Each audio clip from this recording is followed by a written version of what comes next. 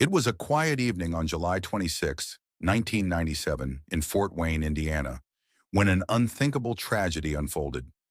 A man named Joseph Corcoran, then 22 years old, shattered the peace of a suburban neighborhood by committing a crime so horrific it would haunt his family, his community, and the state of Indiana for decades. Joseph, known to his family and friends as a troubled but reserved young man, had long struggled with inner demons. He suffered from untreated mental illness, including paranoid schizophrenia, which clouded his perception of the world. In the grip of his delusions, Joseph believed his loved ones were conspiring against him. This paranoia ultimately culminated in a devastating act of violence.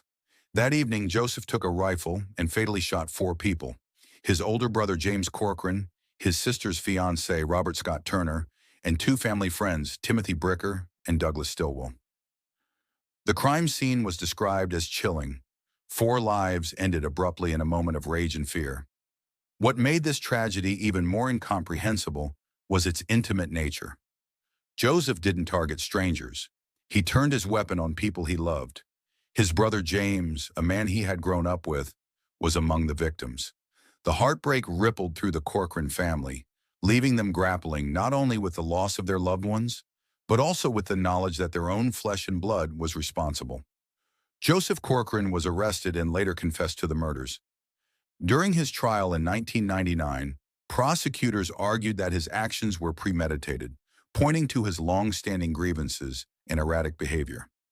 The jury was presented with chilling evidence, including the fact that Corcoran had purchased the rifle just days before the shootings.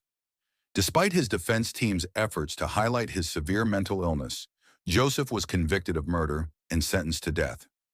His case became a lightning rod for debates about the death penalty, mental health, and justice.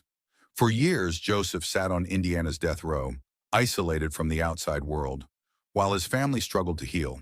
His sister, Kelly Ernst, became an outspoken critic of the death penalty, emphasizing the pain it caused her family. "We've already lost so much," she said in an emotional plea. "Taking Joseph's life won't bring back the ones we lost." As his execution date approached, advocacy groups and mental health experts raised concerns about the ethics of executing someone with a severe mental illness. They argued that Joseph's actions, while horrific, were the result of untreated paranoia and delusions, a failure of the system to provide adequate care.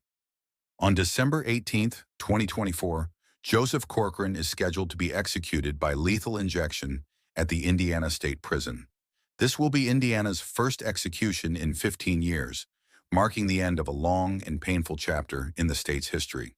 But for those close to the case, the wounds remain fresh.